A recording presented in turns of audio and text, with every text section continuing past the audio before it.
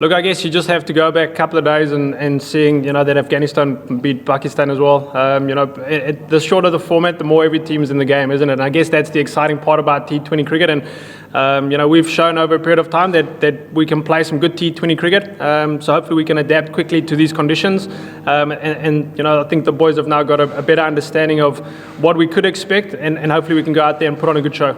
Bangladesh coach Chandika was here a few hours ago, and he said he has respect to the opponents, especially for Ireland. What are your thoughts about your opponents? Look, it's going to be a great challenge, isn't it? They've shown a couple of weeks ago that they've beaten the world champions at this format. But in the same breath, we're really excited about that. I think we've shown as well in the World Cup that we can play a brand that is exciting, that people want to watch. Being tested in these conditions, it's a nice opportunity for some experienced and some young players to figure some stuff out of how we want to play T20 cricket and see that consistently. What kind of result are you expecting? Say again? What kind of result are you expecting? 2-0, 3-0 or? Look, you always want to win as many cricket games as you can, and I think we've said that all along. We understand that international cricket is about winning and losing, but look, for me, we'll always want to try and win 3-0, but it's not about beating Bangladesh 3-0. For us, it's about going out there and playing a certain brand, playing a certain way, and hopefully if we do that over periods of time, then that result of 3-0 hopefully takes care of itself.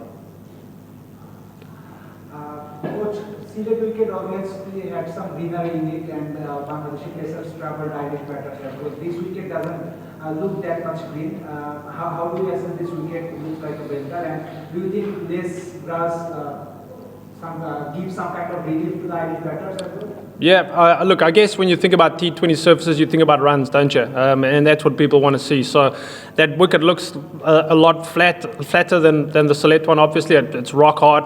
And I guess it's going to be, a tough challenge for the bowlers to keep batters in strain. So, look, I think, again, we've spoken about the way we want to play the T20 game.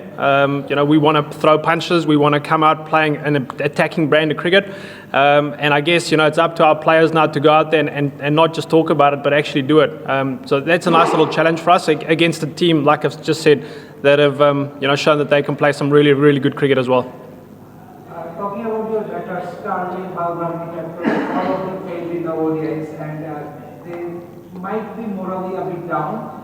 Do you think this wicket is ideal for them to come back to runs? I think any T20 wicket is ideal for batters to come back to runs. But look, those players you've mentioned there, plus Harry Tector has shown for Ireland over the last 12 to 18 to 24 months that they score the bulk of the runs.